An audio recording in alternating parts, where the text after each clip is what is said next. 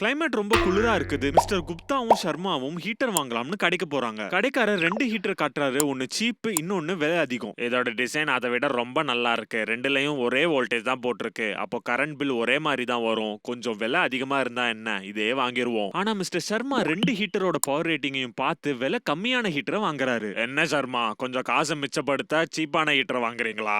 நம்ம daily 2 hours இதை use பண்ணணும்னா இதுல கரண்ட் பில் கொஞ்சம் மிச்சமாகும். ஆனா 2 வோல்டேஜும் சேமா தானே இருக்கு.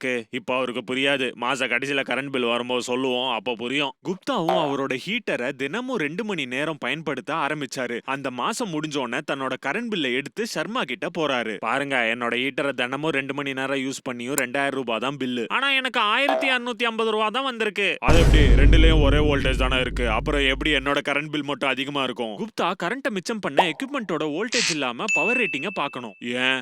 கரண்ட் பில்ஸ் எல்லாம் டோட்டல் எனர்ஜி கன்சப்ஷனை பொறுத்து தான் இருக்கு. அதாவது பவர் இன்டூ டைம்.